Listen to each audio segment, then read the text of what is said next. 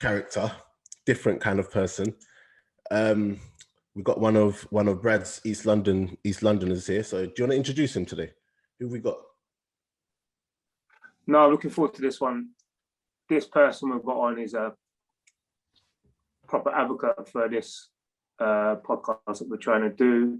What he does now on podcasts himself and everything that he's doing on social media is something that we're trying to do ourselves. So this will be an interesting one. It's a good friend of mine. He goes by the name of Tricky.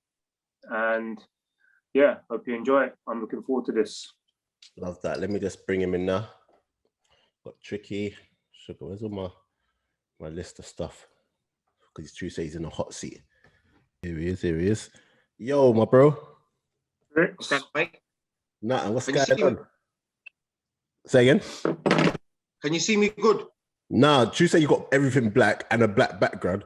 I'm just seeing face. No way, is that how it goes? Yeah, I'm just seeing bare face. No light. No face. I've got a lighter t-shirt underneath and kind of see. No, I ain't even. I was got on all black, bro. I don't know why. What's going on? Yeah, black. Not a good day to wear all black, is it? Bro, you look like Dylan White right now. Bro, do you know how many guys tell me I look like Dylan White? And sometimes I watch Dylan. No, because I don't think Dylan's that good looking. You know, I'm a guy that is comfortable to tell another guy he's good looking. And Dylan's not one of them, and I'm thinking, no, what are you not trying to say to me, like? Yeah, what's going on? Well, me, it was you that.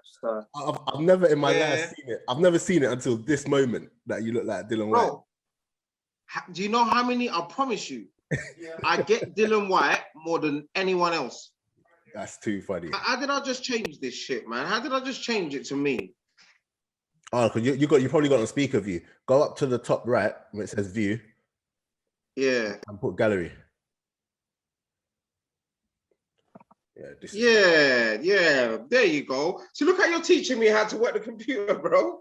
This is cool. No, this is that's even a bit better. I feel like I can see myself a bit better now. Yeah, man. So I can see myself a bit better. So what's going on? Talk to me, man. Nothing, man. Love for doing this. Obviously, we've been trying to get you on for a couple of weeks now. A little bit. Can I have a situation? Say again? Can I have a fact, please? Can I have a fact, please? Yeah? All right, go on, boys. Anyway, sorry. This is going to be a podcast like no other. I could already see it. But love for coming on. We've been trying to get you on for a while. But you say you're a bit big time now. Do you know what I mean? Don't say that, bro. Don't say that. This isn't tricky. Don't say that. I'm big time. I'm big time for them, bro. Not for you guys. This ain't seriously Mash Town anymore. This is tricky. Conversationalist and then one there, and you're good at it. Yeah, bro. You're good at it, man. But where are we gonna start? Like, how are you? Like, what's good, man? I'm blessed, man. I'm blessed, and you know what it is? What's so dope? Because no one ever asked that.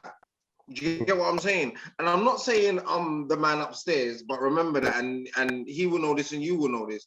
If you're a person that is used to taking care of people and this, that, and the other, or doing whatever, no one ever asked you that. Like, ask Bradley how many times that people in his family have said to him, because he's the provider, he's the man that they always come to. So the man that they always come to, who asks him if he's all right? Yeah. No one. Yeah. Because they always believe that he's got it figured out. Like, so I'm saying that to say, like, respect for even asking, bro. Yeah, no, you'll think that a lot of people do, but they don't. I promise you, they don't.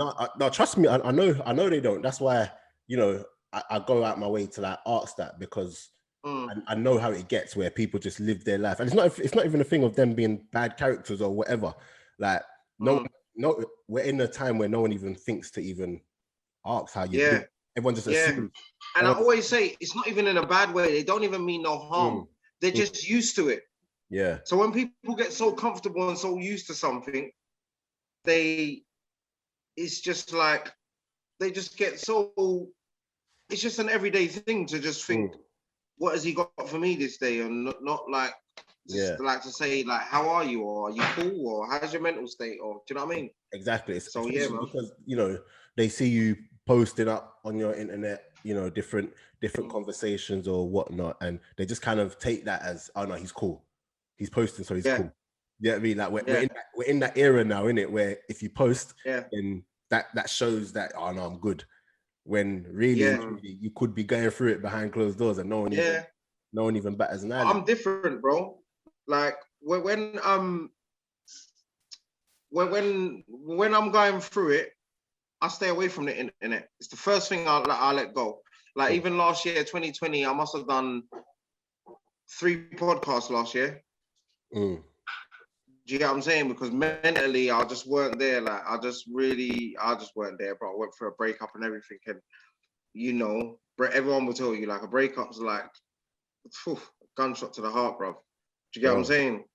Bro, in real life, bro. In real life. And I like to... Yeah, go on. No, I was going to say, it's so mad, like, you even saying that, because a lot of time when people talk about breakups, they always talk about it from the woman's point of view. Do you get what I'm saying? And men kind of just be like, yeah, it's all right. And you just... But you're here now saying, nah, I wasn't all right. It was nah, bro. But we do that all the time, even as men. Men do that all the time, and just because we're made to play that role in it of the hard guy, hard guy. And sometimes we have to admit it. Sometimes because remember, men are built for the physical, women are built for the mental. Do you get what I'm saying? So all of that stuff, like even with a breakup, it's not physically hurting you; it's mentally breaking you down. And deep in your heart, and women can handle that better than men. Men crumble. Men are better for this. You get me? Just punch him in his face and get it over and done with, and he's all right. But keep playing with this with a man or this, and he just lose it, bro. Like, do you get what I'm saying? How did you like? I wasn't even really going to talk about all this, but seeing as we're here, like, how did you like deal with that? Like, is it just a case of just locking yourself away and just giving time? Because bro, what did you just say? How did you deal with it? What did you just say? Locking yourself away. Case? There you go. And what was it last year? Oh, lockdown. Lockdown, bro. So that's how I dealt with it. I was locked down, like at home, couldn't go out. You can't even go out and stalk the house at 3 a.m. because you're not allowed out. No, because you're only allowed out for an hour, innit? So it's like, I couldn't use my 1 hour. I had to go and exercise. I couldn't use my 1 hour to go and stalk her.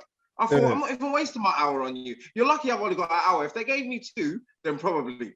But Boris gave us an hour, and I was really sticking to those rules, and those rules helped that life. Yeah. Do you get what I'm saying? Like, there was no parties to go to. I didn't need to go to, when you go through any of those things, you go through the stage of going to parties that you don't even want to go to. Distractions. There was nothing there, bro. There was literally nothing there in 2020. It was the perfect time to go through what I went through. Yeah. But you're good now, you know right? what I mean? You're good. Oh, brilliant. Bro, you can tell in my work that I'm brilliant. You know what? You say that and I can see. And as someone that puts out content, you can see when someone's in a good space, because it 100%. literally just comes like this. It comes like that. Whereas you went missing for a while. I remember, because your podcast was nowhere to be seen and whatnot, and you went missing for a while. Whereas now, your work speaks for yourself. Do you get what I'm saying? Yeah, bro. My work and everything I do, bro. If I filmed last year, you would have seen me talking and you would have seen me upset. You would have seen me dealing with it at the time. Like, I've done one podcast, I think it was episode 44, me and Lippy, and my mate who knows me called me and said, that's not even you, bro. I can see the way you're trying to smile. You're trying to be happy. Do you get what I'm saying? Now, I can just walk and I just wake up and I'm happy, bro. Do you get what I'm saying? It's a difference. And it shows in your work.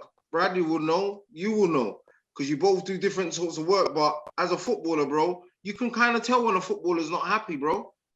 You get me? But remember, they're even worse than me as well, because must go on. They're paid to go out on a Saturday. Like, I don't care if your girlfriend left you on Friday, bro, and someone passed away. Do you know what I mean? No hiding place at all. None at all. None. Yeah, we've got it. You ain't got the hiding place, bro. So I see myself as lucky to even have that hiding place that I had, to just go and hide away. Where a footballer's got to come put a brave face on it and go on like nothing's wrong. Do you get what I'm saying? And his missus might even be thinking, look at him just going out there and and scoring goals and giving it the big into the crowd. And he's thinking, I don't even want to be here, mate.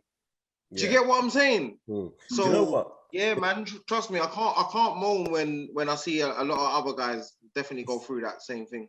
It's so mad you say that, because I actually think to myself sometimes that. So Bradley, like Tricky just said, when you go out and you have to play week in, week out, you might be going through stuff and whatever, but who do you turn to? Because I know for a fact like that, you take up for a lot of people and look after a lot of people, but who do you turn to like when you're going through stuff? Are you able to like go and chat to anyone about it, or do you just kind of have to just keep going? Because you have to go out there. Yeah, you have to go out there. Obviously, like Tricky said, like I've dealt with it in the past before, where a family passed away and they give you time to grieve like that. But other stuff in your life, football is football. You got to deal with it. You got to go out there and perform. Like Trick said, we train all week and we're paid to go out there on a Saturday and perform. And certain clubs don't really care what happens during a week. But for me talking, I've got a good, as you know, that's a lot better, isn't it? That's a lot better, little right behind you. But I've got a good support network. Like my wife, I talk to my wife about everything. I've been with my wife 16 years, so talk to her. She's strong for me, and like she always helps me out doing it that way. But I've got that open relationship where I can talk to her, and she really helps me and like stuff. So yeah, but I have come across players who have gone through some stuff, even the stuff like gambling and addictions. Like no one would know. I've been in change rooms where no one, like the boy who's got the biggest addiction, gambling addiction, not even his wife or his mum knows. No one knows. It's them sort of people who you gotta look out for, and that's like you said to Tricks there. How are you? That's the biggest question you gotta ask someone when you walk into training. How are you? Because you don't know how people are. Like people hide stuff like that. Like good. I've been in change rooms where someone come out after they finished their career and said they're bankrupt. They had a gambling addiction, and I never ever knew. You would never know. People hide it well. So just taking them 2 seconds out of your day to ask someone how they are and how they're doing, like, it goes a long way, man. Hey, you see that gambling thing, yeah? Hey, it's different. It's different at that level, because you see me, I'm a man that if I bet, I'm betting £1 to get £4 back. You know, I can't do the massive bets, but a lot of people that I speak to, especially like the players, they're addicted to betting big. Do you get what I'm saying? And it's just so crazy how that can like get a hold of them and like drive them into the ground, bro. But you know what it is, bro? Do you know why I always say that? Well, not even just someone like myself. You know why I always hold judgment on those guys? Because I knew how I was getting a small amount of money on the street illegally as well, because we wouldn't spend how a man getting it legally would spend. It's legally coming here. Like, do you get what I'm saying? When it's illegal, you're a bit more, you hold back a bit, because you don't know if they're going to come and kick in your door next week. When you're a footballer, and even, let's go down to even £5,000 a week.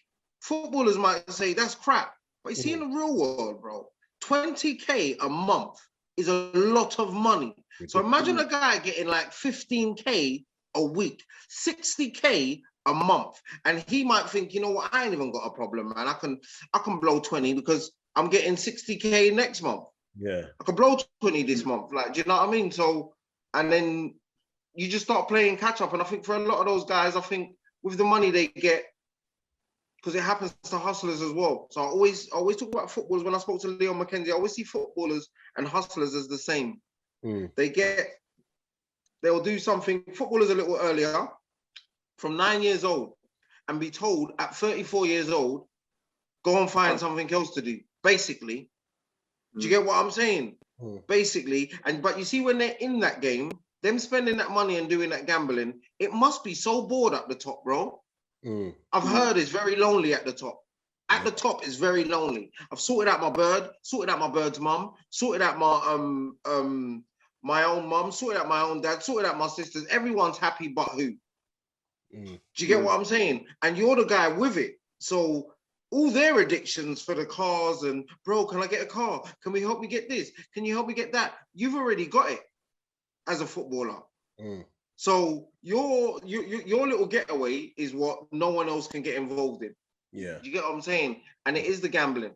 It is a gambling a lot of the times because they can't really go crazy and drink and get drunk all over the place. Like, do you know what I mean? But the gambling is kind of like a very secret drug. Yeah. That you can really do on your own. You know, so because bro, you can gamble on your phone in your bedroom while your wife's just downstairs with the kids. It's a very secret drug, bro, and it's like if you're on crack. Let's go to the limit. If a football player's on crack and he does it in his house, his wife will smell it and she'll see it in his eyes. What can you see in someone's eyes when they're gambling? No. What can you smell when someone's gambling? And he gets the paycheck. He's got the money. So all you need to expect, wife, is your little $2,000, $3,000 a month. And once he can still give you that. It's not even affecting his gambling. Do you know what I mean? You're none the wiser. Yeah, no, that's it's all mad. It's all mad, and you know, hopefully, you know, a load more players actually get the help and actually realize that they can actually talk about these things, and you know, they don't have to keep it in, because it's actually mad rife. And on top of it all, they're man. And you know, man don't want to be opening up. Do you get what I'm saying? So yes, they're a footballer, but first. No, but that's what it is, bro. Man. Who do you open up to? Who do you talk to? Like, who do you say to? Like, just because you kind of with any sort of gambling addiction or drugs addiction or anything, or even with me, bro, I'm so open to. I think we're more open to talk about things when they're over. That's how I am. You see, when I'm done with it, I'm open to talk about it. If I know I'm never gonna see an ex again, I'll talk about her all day because I don't even want to see her again. I'm cool to talk about it. Any relationship, friendship, because I think we're over. But when we're not over it, it brings up so much emotion, so you don't want to talk about it. But when it's done and you're over it, I guarantee you can talk about your ex-girlfriend from the fifth year in primary school right now with an open heart. Even the one in secondary school that might have broke your heart, you can talk about her cool now. She's cool. She's great. Like, do you get me? Because you don't care no more. Like, you got your new woman or whoever you got. You don't care. Do you know what I mean? So I think that's what it is, man. And I don't think there's enough places for them to go to get help, to be really honest. And you know, I'm trying to think which direction to go with this one. So you see how we're talking now about who do you talk to and who do you open up to and everything. You're a man that comes from a very different life to what you live now. Do you get what I'm saying? Well, yeah, that to what you live now. So when you're in that life, you can't even have those conversations with people more time. From what I know. So like, at what point were you able to like be like, you know what, this ain't for me? Do you get what I'm saying? Like, I'm going through this, I'm going through that. I've got no one to talk to. Like, I need to just come out. At what point did your mind shift? I was like a woman on the streets. And when I say I was like a woman on the streets, I mean, listen to what you see. Women, they check out of relationships about 8-9 months before a man. You get what I'm saying? Women mentally check out. I mentally checked out. And when I say I'm like a woman, I mean I'm mentally checked out long before I even got out. Do you get me? Certain times I was there and I'll be in places, bro, and there's like 100 people around. They're all talking. They're all saying something to me. And it's just going shh, shh.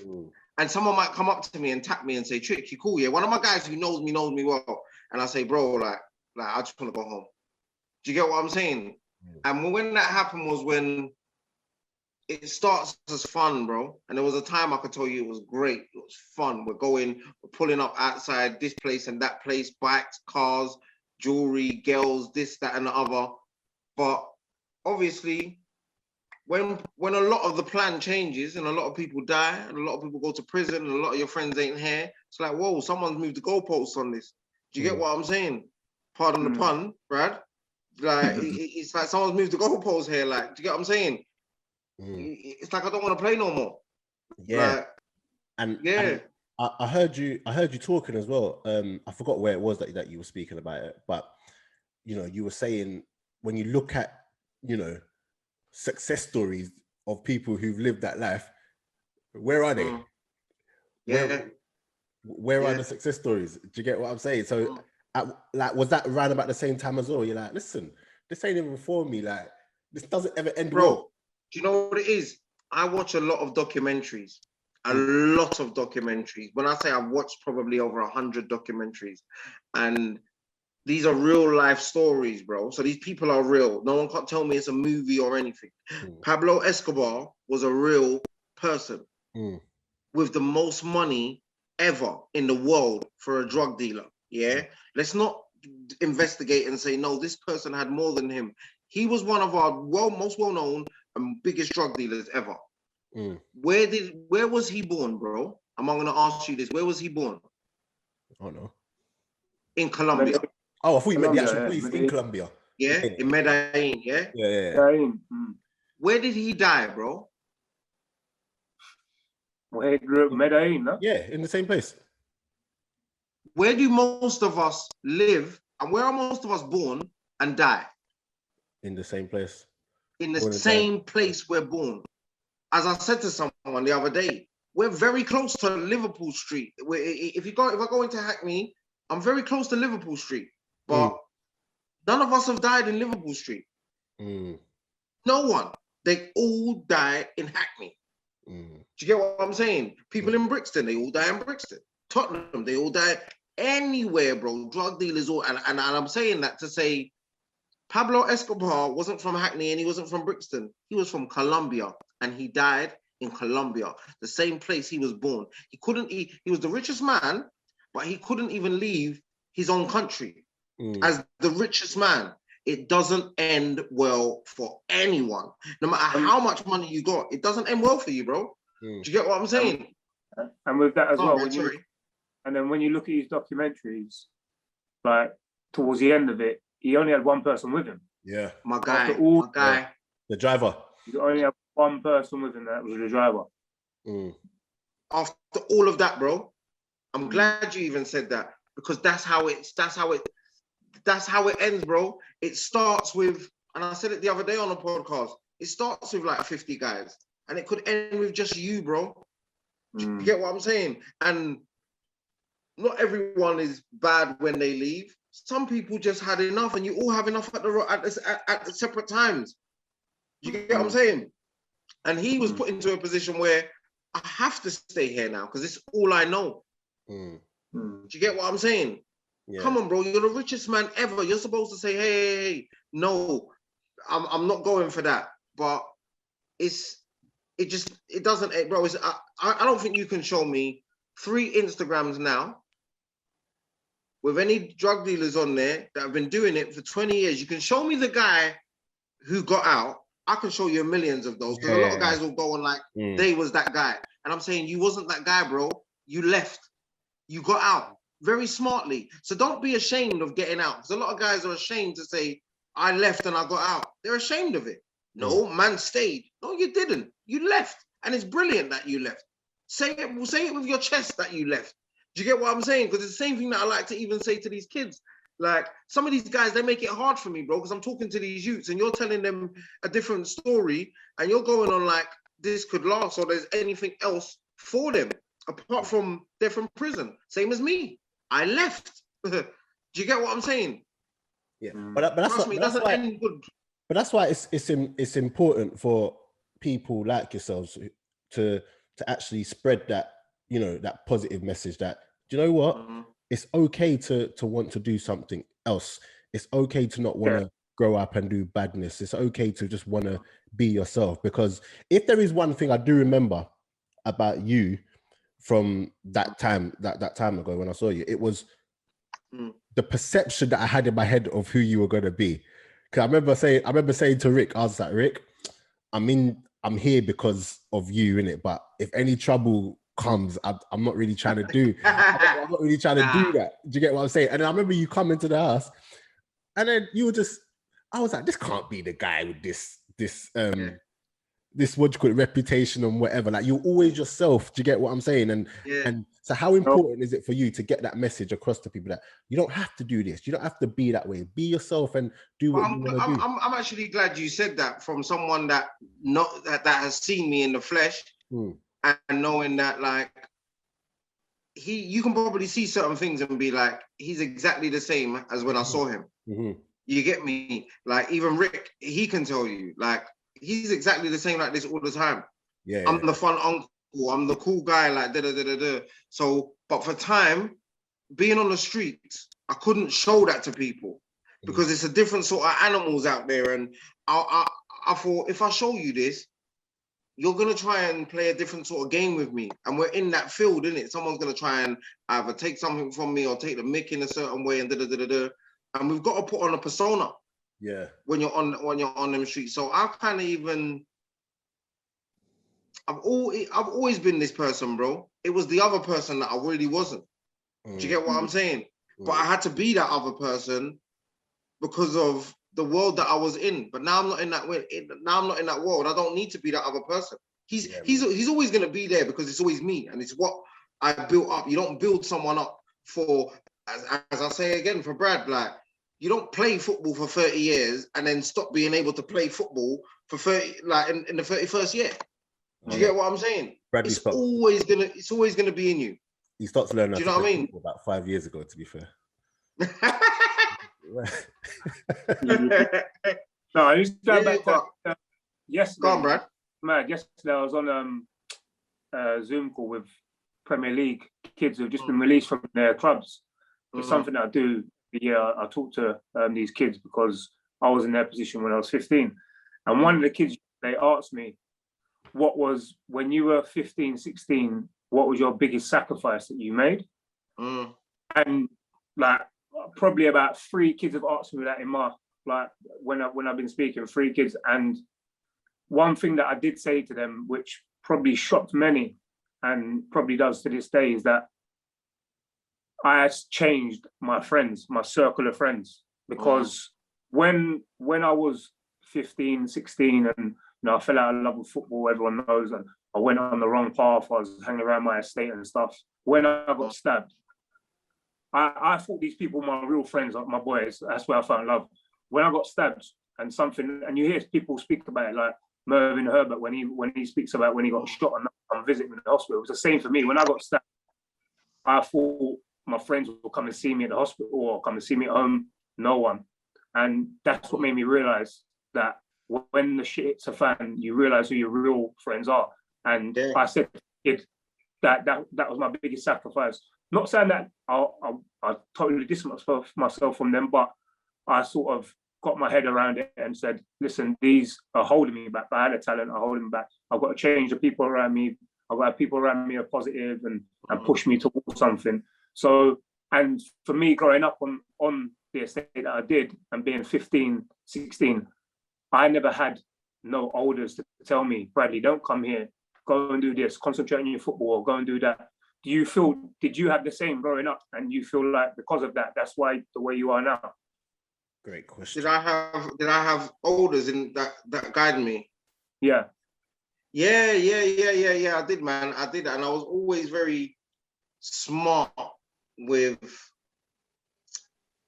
the people that I picked to guide me. I think it helped because I had older brothers. And my older brothers is probably what they would call like the worst in the area. You get what I'm saying? So because they had that respect, I had people to look up to already. Do you know what I'm saying? Because it's a scary thing. And I'm so glad you touched on that, because I say it to the kids, they all need someone to look up to. It's a sick thing that we need.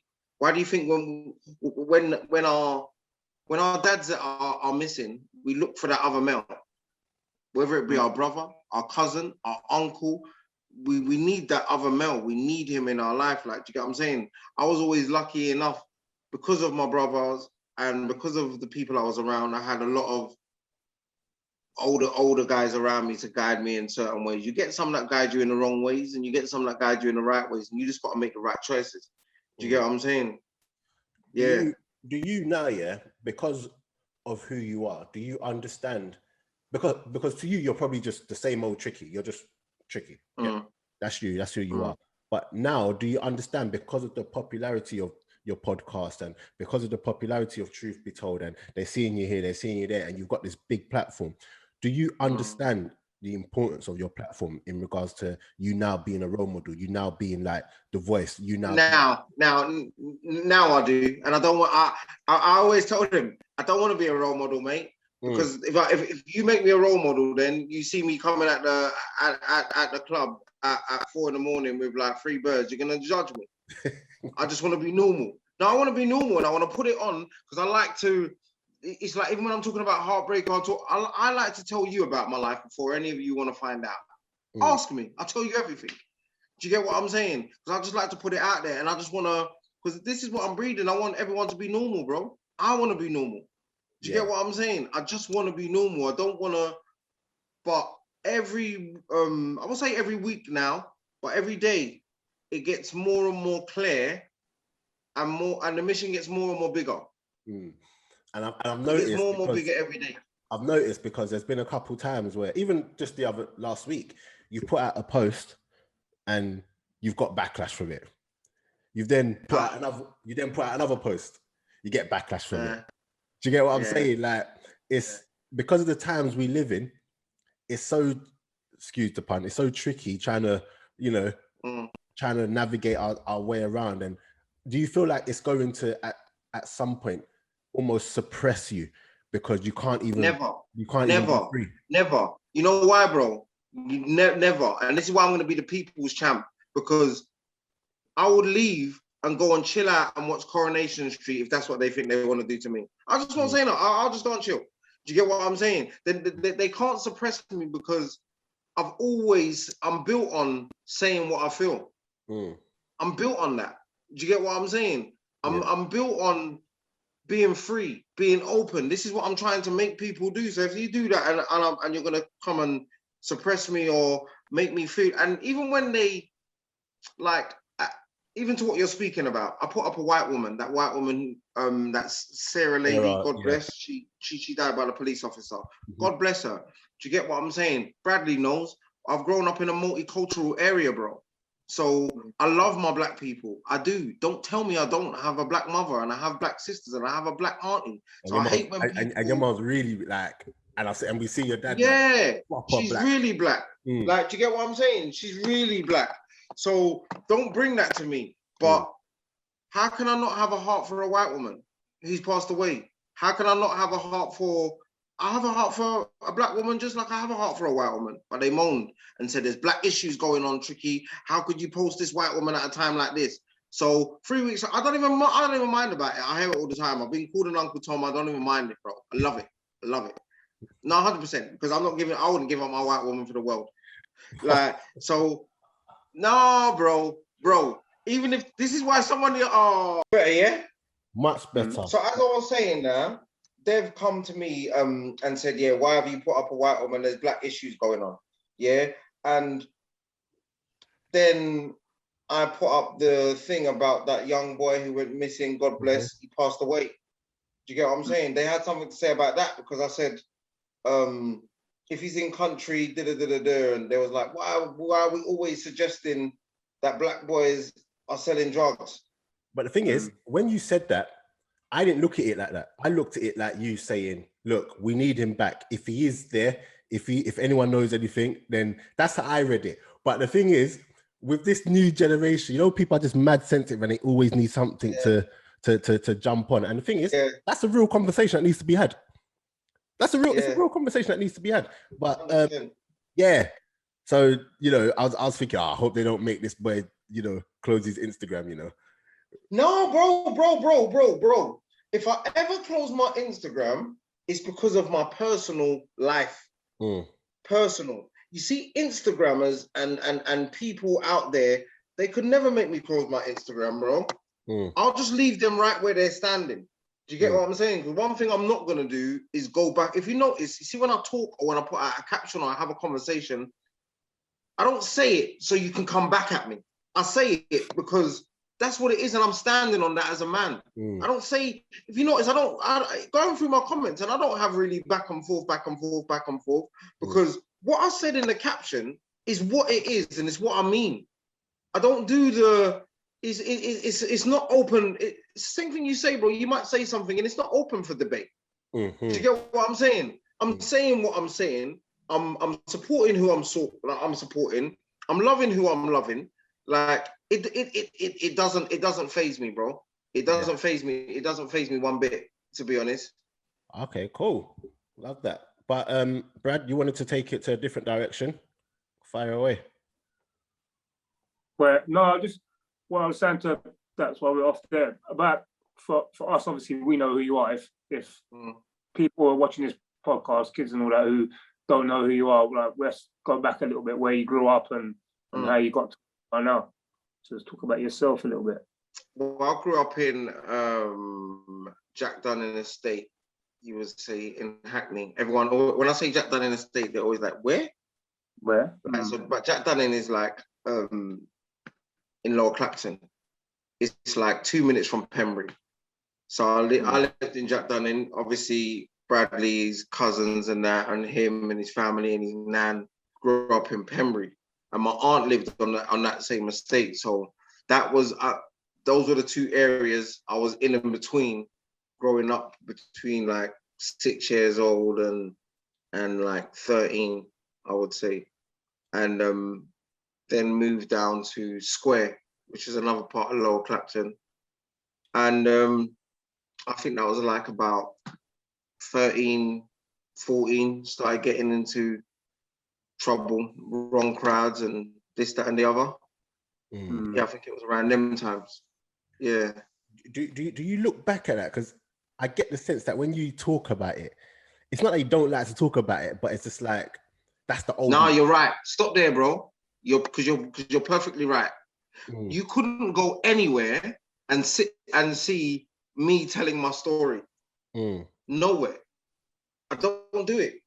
It's just like you clocked it in me straight away when I talk about it. Yeah, bro. It takes me to another. Don't you notice? I'm more happy and free talking about other things. Yeah. And I promise you, I'm gonna let you lot in on my secret. 9 times out of 10, I kind of talk about other things on a daily. Even when I crack jokes on my Instagram, it's to keep people at a distance. Yeah. Because they just bother with the joke that I've just put up. They won't come and question me about my life and this, that, and the other. Because obviously with anything, bro, if I talk to you about something bad that happened in your life, it's going to take you back to that bad time.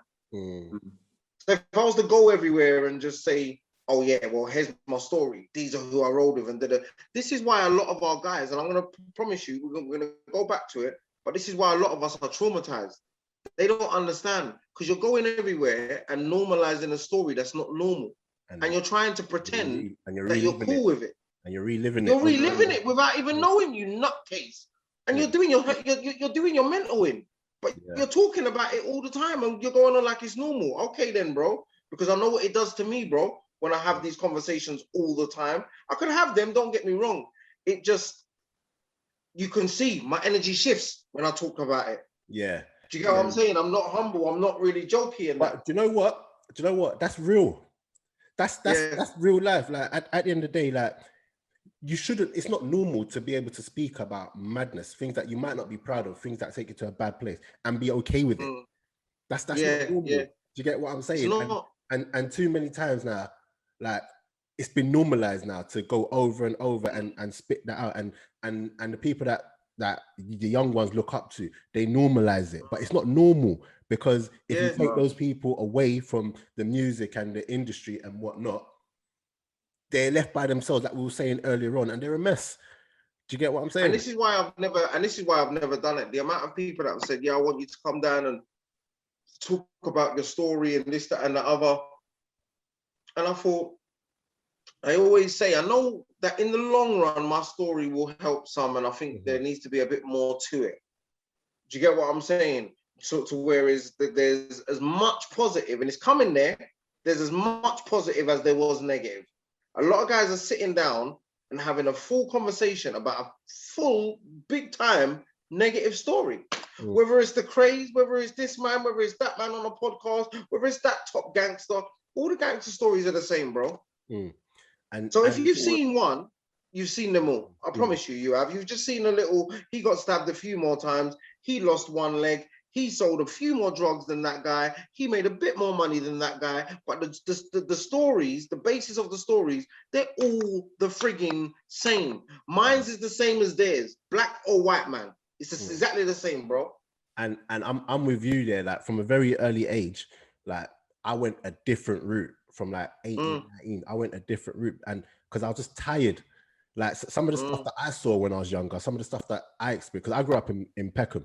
So if I say a couple of people, like you'll know exactly who I used to like roll around with. But then it gets to a certain point where you're like, I don't want to hear this anymore. I don't want to. Yeah. So even now, at my age, I'm 33 years old now. I've still got some of my brethren who still talk about that kind of stuff and glorify it. You get what I'm saying? Yeah. And I'm just like, bro, I'm not even in that life, and I don't even want to hear it. Bro, you know what it is for me? And this is where I'm getting my energy from now, and you're seeing a whole new me, bro. Because I've had people stop me in the street for the wrong reasons all my life, for 20 years. I'm not thinking they're the wrong reasons, but they're for the wrong reasons. Oh, we love what you men are doing. That boom, boom, boom. You got food. You're selling this. I see what you're doing. New car, new watch. It's all the wrong reasons. Now I'm getting people stopping me for the right reasons, bro, and it feels different. Yeah. It's a different sort of energy. I remember, because I've always used my energy like that. So when the OGs used to stop me and say, you know what, Trick, I see what you're doing, you know. I see what you're doing. When they're stopping me in the street and all the older guys that are the heaviest guys in my area, and they're stopping you. I remember how that used to make me feel, bro. I used to feel untouchable. Do you get what I'm saying? Like these guys know. These are the heaviest these are the heaviest guys in the borough. Some in London. Do you get what I'm saying? Big facts. And I'm thinking, these guys know me. It's giving me a different sort of energy. Yeah. Do you get what I'm saying? It's like Brad. I'll always go back to, why do I always go back to the footballers, bro? Because they're exactly the same. When you get a manager and that manager tells you had a great game, there's do you know what I'm saying? Or you can get that manager that you don't really listen to. But that one that you respect, and he comes and says, you know what? Loved you in that game. Brilliant. The energy that gives you for the next game, it must be different. I want to run for a brick wall for that guy. It's the same like older G's. It's the same like the olders on the road. You've got that power over these young boys, like the way they feel. I was one of them. I feel like I'll do anything for you, bro. You just, and all they have to do is recognize you, you know. That's what they done for me, bro. Was recognize me at a certain age, see what you're doing, you know. But so now, on the flip side, if people are recognizing me for something better, I can use it and flip it and use it for positive. You get it? Yeah, and shall I tell you why I like what you do a lot more? Because I'm a man that I can't just digest anything. Do you get what I'm saying? Like, you know, there's bare podcasts. I can't digest a lot of them because you have to be careful what comes into your mind and whatnot. But what I like about you is that your stuff doesn't just like, it transcends beyond just the younger generation. So when I see a conversation between you and your dad, like that's real life stuff. Do you get what I'm saying? That's stuff that the younger people can look up to. But me as a grown man, like I can look back and then I can look at, you know, my relationship with my dad and how we had to deal with some stuff a couple of years ago. Bro, let me tell you, for the first time, I think it was done where someone touched every corner. And when I say every corner, I can show you a Somalian man, an Asian man, a white man, a white woman, a young girl, a black boy, a black woman, an older black woman. Someone said they watched it with their grandma. I could show you someone who said they watched it in prison and they missed their dad. I could show you a girl who lost her dad. Everyone's got a father. I've never had everyone in one place at the same time, bro, and felt like I did. All races, religions out the window. It doesn't matter if you're Muslim and you're Christian, you both got dads. Let's talk about dads. You're not talking about your religions now. You're talking about your fathers. Do you get what I'm saying? It cuts out everything because I'm not against religion and all of these things. So I have, you know, it's a look up. Because I always watch what I'm saying. It's why I hardly ever say anything wrong. I always watch what I'm saying. But I think a lot of things they're only there to divide us, you know. So I'm trying to do things that put everyone in the same pot. A Muslim man, a Christian man, a white man, a black man, an Asian man, a China man. It doesn't matter. Let's just all come here and let's have a normal conversation. Yeah, like regardless of your race, religion, creed, whatever. Regardless of we anything, all have, bro. like this common ground of, you know what? We all have dads. We all have a mum, we all have a dad. Yeah. We all have a mum, we all have a dad. I done a podcast, me and Lippy, talking about fatherhood. So with fatherhood, we're not all fathers, but we've all had a father. So even with fatherhood, it's going to touch so many different people. And even when you talk about fatherhood, even if you are fathers, it's not saying that just a black man's a father. Black men, white men, Asian men, we're all fathers. Yeah. So we just got to get off of these subjects that, as you said, a lot of these podcasts, bro, and they help me a lot because they show me what not to do. See all the shouting and the this, that, and the other, and you don't get your point across. And someone makes a very good point, but you don't really get to see it. And they talk with no substance. Yeah, they talk with no substance. And this is that's exactly the point I was trying to make with you. That I feel like with you, even, and I'm going to say this to you now. I don't think you realize it, but in 5 years or so, we're going to look back at these times, and you see what you're doing with Truth Be Told. It's going to be seen as a moment, like moment within the culture that properly changed stuff. Do you get what I'm saying? And I'm saying that to you as someone that's in my 30s. So I'm not a young boy anymore. I'm not an old man. No, God bless, bro. God bless, man. So that's going to be a real moment, because even with the Mega Man conversation, I'm not going to lie to you, yeah? Number one, the one with your dad. Sorry, I'm talking a lot here. Sorry. But the one with your dad, you're right. Come on, bro. I'm always talking, mate. Go for it. The one with your dad is one of the best bits of content I've seen for a long time. The one with Mega Man is also very much up there because I know what's going on. But I know what it took for you lot to have that conversation. That's not an easy conversation. And because of the impact that's going to have, like, you're getting a lot of people that they might not even be able to relate to the one with the dad. They're not, I'm not even that. But the one with Mega Man is a bit different. Because of everything that's come along with them being from South, you being from where you're being, and all the beef. So what you're doing now, honestly, we're going to look back and we're going to look at it as a moment, and I truly believe because of what you're doing, there's going to be a shift. I'm already seeing it, the shift in content. People are trying to have these conversations now, isn't it? Do you get what I'm saying? But bro, but you know what it is? I love it, because the same way people start doing drill music and then everyone starts doing drill music, we have to make these trends, whatever trend that you're going to make, we have to make them follow it. How can they follow music, bro, but they can't follow a man speaking? Trust me, bro. I can show you my. I put them up all the time. Sometimes I put up a doctor the other day, and I put up a man doing like 25 years. No one even knew. A doctor. I love you. I love this guy. This tricky guy. Oh, brilliant. And then the next person I posted was a guy doing 25. Tricky, you're my guy. They both feel the same about the same thing I'm saying, but they're both in different worlds, bro. Yeah. Do you get what I'm saying?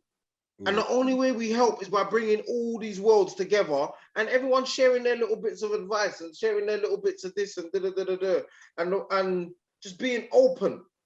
And a lot of people, they think they are, but they're scared to be open. I cried when I sat with my dad, bro. A lot of man, because they would have got there, they wouldn't want to have that conversation in public, bro. Do you get me? The ego's still there, the pride's still there. Like, if you wanna get an Oscar for a movie, you gotta do some crazy shit. Do you get what I'm saying? So, and you gotta let yourself go. An actor will tell you that. An actor will say, you know what, you gotta let yourself go. You just gotta be free with your role. You gotta get in there and da. Same thing I've done sitting with my dad, bro. You know what? Whatever's gonna happen is gonna happen. I shed a tear, wipe my eyes, drink my drink every time I feel like I'm gonna cry. Do you get what I'm saying? Crack on, bro. Yeah. And you know what? I've got to big up your dad as well, man, because... No, it's a legend, bro. Because, listen, you see, I'm a man that from where I'm from, your dad could be my dad. I'm Nigerian, Jamaican, but I'm still looking at him like, nah, that's an older. That could be my dad. That could be my uncle. So when he speaks with that wisdom where you just have to just take it in. Do you get what I'm saying? And he reminds me of where we're from and how far we've come from that. Do you get what I'm saying? He's a man that lives on a code. Do you get what I'm saying? There's a code about him and stuff like that. And I see that in you. Do you get what I'm saying? And hopefully a lot more youngsters, because we do this podcast to actually show youngsters that, there's another way. Do you get what I'm saying? And hopefully a lot more of them, can look at people like you, look at people like... Bro, you're doing it already, because you've got someone that you're talking to who's come really, really from the streets, and you've got someone who's from the streets and a footballer. Do you get what I'm saying? So that is two contrasting worlds, bro. It's two different worlds. But I can guarantee if me and Brad was to talk out, or Brad was to say, I can relate to a lot of what his mental state might have been through, going through all of this whole stage. Because his mental state, it ain't just been plain sailing. Do you get what I'm saying? They only see the plain sailing side, innit? So it's like that they would think, oh, but you're a footballer, man. You get money like to kick a ball. All right, cool, bro. So I don't have thoughts like you. I don't lose family members just like you. Do you get what I'm saying? Trust me, bro. It's a lot, man. Yeah, man. But what's next for you though? Because Tuesday we're seeing you everywhere. Like I don't know. I feel like you're just gonna announce some BBC thing on us next, because you're just... I hope so. Do you know, I'm going to talk it into existence. I'm going to talk it into existence. Yeah. Because everything I've asked for over the last couple of weeks, it's just come to me. So BBC, I want you, mate. I definitely do. Because what I'd want in the end, bro, is I want a show. We have got no shows where... Remember, the only shows that people are allowed to get is when they're just being funny all the time and being comedians. But where we are in life, and I think this is why my thing is going, because where we are in life right now, we just need a bit of positive talk. We don't even care what it is. Every time we put on the news, every time we hear something from a family member or a girlfriend or a friend or my grandma died. Oh, that person passed away. Oh, my dad died. Oh, that person's got cancer. Oh, that person.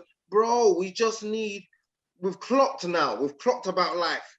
That it's hard. We've clocked it. Let's stop dwelling on it every minute. Oh, life's like this. Oh, my dad weren't there. Oh, I've had a horrible time. I have, bro. But sometimes people say to me, you know what? You wouldn't even clock that you probably had the worst time of your life. Do you get what I'm saying? Because what does it help if I keep telling people like, oh, I've had a bad time. I've had a bad time. I've had a bad time. You're just talking it onto yourself. Yeah. Do you get what I'm saying? And that's what you just said there, where you want to talk. I said, no, what you just said there about the flip side of that you want to talk something into existence, like with the BBC. I think a lot of people need to do that as more, like in their mental thoughts, talk what they want to do, rather than negative thoughts, thinking, feeling sorry for themselves. Like you said there, talk into existence what you want to do. Bro, I talk myself into my own happiness, bro. I really do. I really do. And you know where they say, you see, my happiness comes from so much pain. And if that makes sense, my happiness comes from so much pain. I've been hurt so much. I'm happy, bro. Because I can't keep crying. I can't keep being sad. Like, because I've been there and I don't like it. And when you get this happy, like, things can get you down a bit, but nothing can't make you like depressed or this, that, and other. It can get you down. Like I always say to people, watch how you use the word depression, because there's some people that are really depressed and you're taking the limelight off of them. So even when people say, Tricky, before, was you depressed when you... No, so I split up with a girl. I was very upset. I was down. My ego was touched. Do you get me? Stop dealing with that and saying depression, because the person that's really dealing with depression, that is on the edge of a cliff, he's going now because you're wasting your time on me. Do you get what I'm saying? Or the other people who are saying, I was depressed. No, you wasn't. You was very upset and you was hurt. There's a difference, bro. And we've got to stop, because everyone's using it now. Oh, my mental health and did it. And the real people ain't getting the help. The real people are at the edge of a cliff. And we're like, where's my man? Because you're busy dealing with that guy who said, yeah, I'm depressed, man. I just lost my job. Huh? These things ain't supposed to be making us depressed, bro. Mm. And they're supposed to be making us upset. There's enough of that in the world as it is. Get me? Enough. That's why I'm delivering what I'm delivering, bro. Because there's enough people telling the drug story. There's enough people telling the gun story. There's enough people telling the story about when their dad wasn't there. People always think my dad was living with me. My dad didn't even live with me. I've never lived with my dad in my life. Mm. So let's stop using the excuse that you can't make a relationship with your dad because he doesn't live with you. It's been proven it can. I love my dad to bits. Do you get what I'm saying? But at the same time, there has to be a willingness from the parent. All the time, bro. Yeah. All the time. Yeah, that's all the time. But we're always taught to, you see, as men, we all love our mums and mums mum's the greatest and da. But with dad, it's just like, oh, that's dad. Mm. Do you get what I'm saying? And I just thought, dads all across the board, mate, they deserve a lot more than that. Do you know what? Do you get what I'm saying? And it's so true because we don't even. It's like you just have to look at if a dad, you know, if someone wants to celebrate their dad for being there or whatever, it's like, oh, you want to celebrate for doing what he's supposed to do. But like, why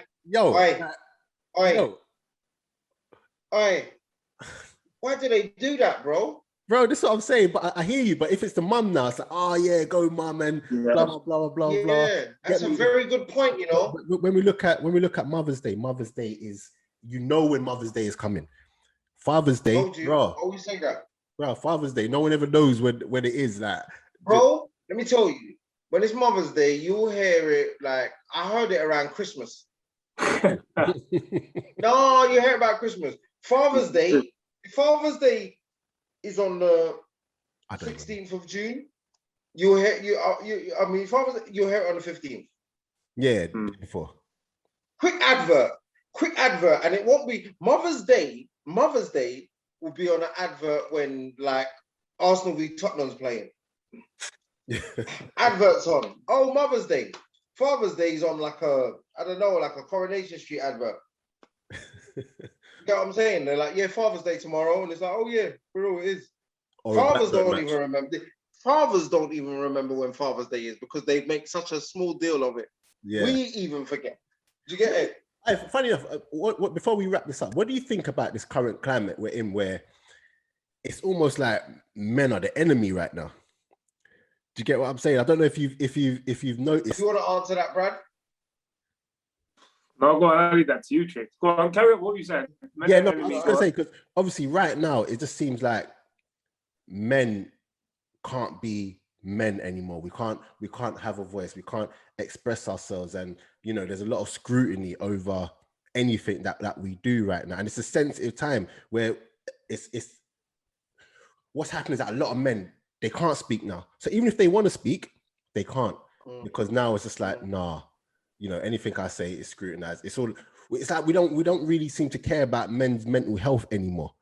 Do you get what I'm saying? And that's not to say that we can't care about women, because we 100% should, but men are people too. So I don't know, that's just something, because the conversation is going there, but I don't know if you've noticed that. But it's just like we're kind of put on the back burner. So the women have got the two fronts, you know, not the stove, it's just the two main ones, and it's just hot and piping and da. We're on the back burner with the small pots. Do you get what I'm saying? And we're living in a world now where everyone's sensitive. It's a very sensitive world. It's a very sensitive world. So this is why, even with what I do, it's so much easier just being positive than anything, because we live in such a sensitive world, bro. But the one thing people can't, well, they do sometimes, but the one thing they can't really denounce or push away from is love and understanding, isn't it? Do you get what I'm saying? Everyone needs a bit of that. That's why they're like, you know what, we love you, Tricky, and because everyone needs a bit of that, bro. Not everyone needs to hear my personal story. Everyone don't need to hear that. Do you get me? So if I've done that, I'll get the certain types of guys, but Everyone needs it. As I said, bro, a man in prison needs a bit of love, and we all need it. Do you get me? So once you're putting it out there, I want it to be the new trend, bro. The new trend where you're just, yo, bro, and shine love in it. Listen, bro, I've been on that, man. Like that's the way forward. I remember. I don't know if Brad remembers this, but there was one time I spoke to him, like in the early days when we met, and I said to him, like, thank you for just being cool and just being a normal, open guy. Like, do you get what I'm saying? Because he could have easily been a prick, and I think that's where we've kind of hit it off. And wait, he doesn't mix his words, does he? No, he could have been. He could have been. I said worse to him, but like he wasn't. And the same way, if he was a prick, I'd call him out and say you're a prick. He's not a prick, so I give it the same energy and be like, you know what, you're a cool guy. Thank you so much, and blah blah blah blah. And he knows I appreciate him, and I hail him up all the time, because that's what it's about. So the same message you're putting up, you know, it's all about love, you know, respect and all of that. And I'm just glad that we've got a few more, you know, people fighting that fight for us, man. So big you up every time. No, we all have to, bro. And I say, like, I think it is a new trend, bro. It is a new trend that I want to push. I want these boys to be comfortable in their own skin. And then you're going to get, because you know how much of a percentage just do things out of peer pressure. They're not even bad. They don't want to be bad, but they have to, they feel it's the thing. Imagine if we switched it and the new thing that the kids are, and when they're growing up and you're 15 and you're pressured into doing that robbery, how about you're growing up and you're pressured into getting a job? And that's the new trend. That's the new trend. Like, no. Do you know what I mean? Like, where they're showing off on jobs on each other. Do you know what? I got a job. Don't worry, bro. Like, and you feel comfortable to say no. Yeah. Like, it's more of I worked harder than you to get this, stuff like that, rather than that. Yeah. They feel comfortable to say, I want to. Some of these guys, bro. When I see them out and they're like tricky. I might meet a guy, bro. I met a guy the other day and he was working in Tesco's, bro. And he was like, tricky, man. Like, I love you, man. But don't tell no one I work here. This is me, bro. You're not following me to where are you? You're not clocking what I'm trying to do, are you, bro? I'm trying to, me as a person from the streets, bro, my street guys should come with me because they know I'm from that jungle with them. Do you get what I'm saying? But you guys who I've got no intention of going to the street, I'm here for you, bro.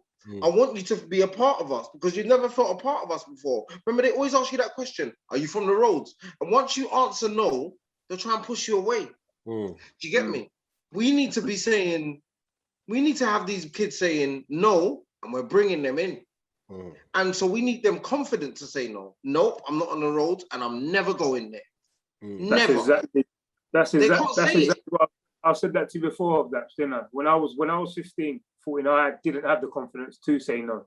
And I've said that many times before. And I've said this to kids now. That's all it is, having the confidence to say, no, I'm not doing this, I'm not doing that. It's big. And like you said, you're trying to teach them that way. But what I wanted to push on then is that when you said about kids getting jobs and that, how was yesterday for you? Was it yesterday you went into the school? Yeah. That's been big for you. But then you flipped that again. You went into the school. Well, I know who you went into school. I don't know if you want to tell everyone here, with the bankers, no? Or a bank. Yeah. Talk it was us through. Brilliant, bro, because I've got a plan, yeah? And I can't say it all, and I can't say how big I want to make it, but there's a load of things that need to change in these kids. All right, don't say about your plan, but I'll ask you the question. Daps, when you was in school, did you get taught about finances? No. Ah, there you go. No. And I'm an accountant. Remember, I'm an accountant as well. Yeah, he's an accountant. And I've said this tricks before as well about not just that. For me, being in football, I've said this before. I've met financial advisors. I've met people come in who want to sell you stocks and shares. I've met all these crooks and that. But I've never ever seen anyone from a program come in to teach young kids about finances, taxes. Now catch this. Nothing. One day they've got me in there talking about respect, gang life, prison, staying away from this, that, and the other. And the very next day, they've got 3 nationwide bankers coming in and speaking to them about loans, bank accounts, opening up a bank account, what you need, and credit scores. Credit scores, you know, bro. I found out about credit scores when I was in my 30s. Do you know why? Because I always had money. So everything to us was, we just can't pay for that. But you need it in my name. Oh, I can't get it in someone else's name. I'll pay an extra 10 for that. Don't worry. Because remember, when you don't know and you're a bit silly, you pay double the price. When you're smart, you pay once. Yeah. When you're a bit dumb, you pay double the price. Because I've got to pay you now to make me look better. Where if I was smart and I know my way around things, do you get what I'm saying? But so we don't go off, I always thought that these kids, and I'm not pushing away certain subjects, I'm just putting a subject out there like RE. I don't think all of these kids, they're not even all Christians in the school. So why do we need RE? We can scrap that and we can put in business and finance to where they got to know that from 18, even if you take out that phone bill, it's gonna be detrimental to your life. You get me? You got to pay that phone bill, and you try and think, you know what? I'm only 18. By the time I'm no, bro, it's gonna go on your credit score. It's gonna make you look bad, and this, that, and the other. They need to hear this, and they need to. They're in our schools, and their friends are getting stabbed. They need people to come in weekly, bro. In our schools, they need it weekly because it needs to be. You can't have someone for one day talk to you about business, finance, and then go, and then it's done. But do you know what? You say, even when you say weekly, it needs to just work. It kind of is weekly, like included in the curriculum, like a lesson which is just. Yeah, that's my point. Yes, my brother. Has to be. A lesson where. But for me, I got kicked out of school when I was 15. I didn't do no GCSEs or nothing, so I've got no exams or no. I've never set an exam in my life. The only exam I set was my theory test. That's the only exam I've set in my life. I never knew about finances until I started getting money. And then, as you said, tricks there. When you first get money, you think, right, I'm going to spend it. And I'm not going to lie, at the beginning of my career, I was doing that. I was getting, because where I've come from, I'm thinking, oh, I can't wait to earn this money. I'm going to get these trainers, this, that. So the first 2 years of my footballing career, I weren't earning thousands, but I was earning money that I weren't earning 2 years ago. I was spending it. And then at the end of my year, my dad would go to me, oh, how much you got saved up? And I had to lie to him. So, oh yeah, dad, I got this saved up, lying to him. But it's just, I said to you there, it's something they need to do in school. I think the system's outdated now, and they don't do nothing like that. It is. There you go, bro. You hit the nail on the head there, Brad. It's outdated. How could you have a system that has worked for people 60 years ago and trying to make it work now in today's society when everything else has changed? Money's even changed, but you ain't changed how you're teaching these guys. And when I talk to them, bro, if you see how these kids, you see me, I've been young before, so I've had elders talk to me, and I know when I used to think, don't you not even notice when you're talking to me and I'm looking right through you and cracking jokes right in front of your face? I'm not that old where I can't see it. I can see the love in their eyes. I can see the care. I can see the engagement. I can see that they're thinking. And it's the same like with animals, bro. It's so simple. Like, they can smell that you're from the jungle. They can smell it. They can smell he's one of us. Do you get what I'm saying? And when I say one of us, my bro, I mean, I can walk into a room, bro, and as I said, I'm from a multicultural area, like black, white, and Asian, and we're all the same. We're all the same. And I can walk into, like, I had little white kids in there. The little white kid was like, no, like, Tricky, like, follow me on your Insta, I love you. He's like about 10. I mean, he's like about 11. Yeah. He's like, no, Tricky, I love you, and this, that, and the other, and And this kid's supposed to be a kid that can't really be controlled. Do you get what I'm saying? And I don't even like that, what they do with the system. Oh, he can't be controlled. He's got ADHD. And then they told me I got ADHD. I was just a hyperactive kid. Don't do that to the guys. Don't do that to the boys. Like, do you get what I'm saying? Remember, bro, we're all different people, but they put 30 of us in one class with one teacher and expect us to all think the same. How can we think the same if we're all different? There's 30 of us, and there's one teacher teaching us one thing and wanting us all to be the same and think the same. So when that kid's not as good as that kid, oh, well, little Jimmy got to do it. How comes you're not doing it?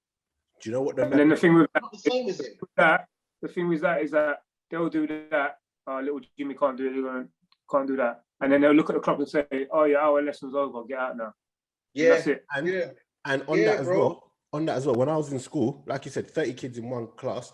But what they do, they used to drill exams into us and just do rank order. So we no longer become individuals anymore. We're now just someone that can pass a GCSE to them and whatnot. Do you get what I'm saying? And then you had the top class, bottom class, and all that. So there's nothing to really make you different to anyone else. You're literally I saw one of my guys from school, bro, A-star student, and we've all seen it. Have you not seen one of them A-star students and you thought, what happened to you? Yeah. What happened to you? Because I'm a person with a true belief that if you go through school and you're an A-star student, you go to college and you go to university, the system should have a job specifically lined up for you. You shouldn't get to that end of that and then think, where do I look for a job? It should be lined up. So while you're in uni, you're laughing, you're getting up to your debts, but you know that as soon as I finish this, my 40 grand a year job's waiting because I've worked for it. And the ones who don't finish, obviously, don't get the job. It's simple. You don't get the job when you don't finish. Do you know what's mad? It comes around full circle again, because I was one of those that, got the top marks and all of that in school. But I tell you now, I would trade in all my diplomas and degrees and whatever for someone to have taught me life lessons younger. And I have that. Because look, Brad's talking now. Brad, he's the person I talk to when it comes to mortgages. I don't know nothing about mortgages. Get me? I just know what the bank tells you and whatever. But when it comes to talking about houses and whatnot, I can have conversations with him. There's other people that know about the interest rates, but I didn't know any of this. Do you get what I'm saying? But then I got my degree and everything, but I didn't walk into a job. So what have I been doing? Yeah. I've never used Trigger again a day in my life since I've learned it. Yeah. That's what it is. Some people are book smart, and what you done was they put something in front of you and you smashed it. That's it. Do you get what I'm saying? They put something in front of you and you smashed it. That's all. But it's like a lot of the time is like, is it really needed for what we're doing? Bro, listen. And especially and as you said, life lessons, bro. So a life lesson will teach you that it changes anyway. So when they say, tell us at 12, they're always saying this, what do you want to be when you're older? I beg you tell them by the time they get to 35, they would have changed that about twice at least. Bro, did you ever think you'd be doing media? Did you think you'd be doing media, bro? Never, bro. Never. Ask me. Okay, cool. This is what they asked a kid at 12. Yeah? What I just said. And you just said to me, did I think I was doing media? I'm a big man. At 27, 28, they could ask me about media and I'll say, what's that like? And debt. That's what I would have said to you. Is that what you don't want me to do? Is this what you're talking about? So my point being is, it's obviously changed. So a life lesson will show you that things change, people change. That's in the life lessons, bro. Do you get what I'm saying? That's in the life lessons. So we need classes. You're right. We need as Brad said, we need business finance classes. We need life lesson classes. The two classes that I just went on for yesterday and today, they need to be pushed in there somewhere or another. Yeah. Do you know what I mean? I mean, and to be honest, you're in the right space right now to make a change. From when you could just put that up on your Instagram that you want to speak in schools and whatever, and then it gets done. It just goes to show that people are locked in. Bro, I'm about to put up. I want 2.5 million, because if that was that easy, I'm gonna keep testing myself. I'm gonna be like, I want 2.5 million because my Instagrammers seem to make everything happen for me, to be really honest. So I'm gonna see what powers they got. It's testament to don't you find like since you've been on it and seeing all this, the powers that Instagram and social media do have. Powers. Yeah. It's very powerful, man. As I said, like especially for my positive stuff, and I love that because I've been liked for negative stuff before, bro, and I've loved it. But it's a different feeling when it's positive, bro. Do you get what I'm saying? It's a different and yeah, Instagram is, and we need to make it more powerful by people like myself being open to these. Like I've had mothers hit me up and say like, oh, my son was at that thing and he's talking about you or this, that, and the other. Or do you get what I'm saying? We need to. Everyone needs to come together, bro. There's a lot of mums without the dads there and they feel like they're alone. Do you get what I'm saying? So it needs to be not only for me to get the contacts that I want. How about that woman that needs someone to talk to? I need to be the contact that they want. And do you get what I'm saying? At the same time, that a young boy said, like, Tricky, I'm not gonna lie to you. I'm 18 years old and I'm in that world, but you're really making me think. I'm just glad I'm making you think at 18, because at 18 I never thought. I'm just glad I'm making you think at 18, bro. Like at 18 years old. Do you know what? Long may it continue, Tricky, man. And I wish you nothing but like blessings, man. And no, God bless you, my guy, man. Come on, bro. I'm looking forward to where it's going next, man, because it's just since you've been on the media scene and Daps all agree with me here, everything you're doing, you're just getting better and better and better. That's why like we wanted you on this show, because what we're trying to do, the message we're trying to get across is like there's hope for everyone, like no matter your circumstances in life. So like I really wish the best for you, and I know you're gonna. And I think that's a good thing that you man are pushing, man. Like even to go on the hope thing before we go. That's is crazy, because you obviously got me here for a reason, because that's what I'm trying to push, bro. Like with happiness, there is hope in it. Like there's hope for you to be happy. Hope and happiness come together, bro. Do you get what I'm saying? So, and there's so many of us now, and I'm noticing it, and I'm saying all of you, let's come together. Why do you think straight away, Brad? I said, you know what? No. Let's lock this in. Do you get what I'm saying? There's no, because we're too busy, but you're never too busy for the right stuff, bro. Cool. Do you get what I'm saying? A lot of people ain't. They say they're too busy, but when it's time for a video shoot, they get there because that's what you want to do. So you should never be too busy for the right stuff, bro. And there's a lot of us that we need to stop being like the drug dealers. And when I say that, I'm going to leave you with this. We need to stop being like the drug dealers where we're all rich and all getting it in our own right, but none of us are coming together. If we came together, do you get what I'm saying? Collaboration 100%. But think about it. On the streets, you're taught not to collaborate with him because he's an enemy. He's an op, as they say. But imagine if they all got together on the streets and we policed it ourselves and they looked after ourselves. No, you're not all going to be friends, but you over there, you've got like 100,000 just off of drugs. You've got let's put you together. Let's create something. Let's build businesses. Let's do this. But we're taught. And we're so comfortable with it, just keeping another man away. So we can't be like that, bro. And we're obviously all on the same wave, as they say, innit? We're like a bunch of drill artists, bro. But we're speaking a positive word, and we're all on the same road. So my point being, bro, I'm always open to you, man. Like, do you get what I'm saying? Like anytime, bro, anytime, and for anything. We're there, bro. I'm there. Do you get what I'm saying? Because I can't be preaching the good word and for my people if I'm making it hard for just the average man. You get what I'm saying? No, man. Enough love for having me as well, man, guys, man. Big up, man. And listen, thank you for coming on. And one thing I did want to say before I did go actually was that in this life here, the thing I value most is peace of mind, and I can tell that with what you're doing now, the peace of mind is there compared to once upon a time you would have lived the life and peace of mind above everything, man. And I'm glad. A man said it to me the other day. He goes, I can see it's just your peace of mind. That's and I it. goes, you got it spot on. I've That's nothing to add to that. So yeah. That's But it. anytime, guys, I'll let you know as well, man. Anytime like you feel that, yeah, boom, boom, boom, can we get you on? Just reach out, man, and I've got you, man. Yeah. We're getting a studio done, sorted. So it's in let London, me know, bro. Anytime, Brad, you know anyway, man. And Daps, come on, bro. Like love is love. You can feel the energy through the wire, bro. You get me? Man. That's it. But yeah, no, guys, thank you so much for tuning into this. Make sure you like, subscribe, share, and all of that. Make sure you check out Tricky, everything he does. He's everywhere right now. And one thing big up, man, is that because people like you, they lock into anything you're doing.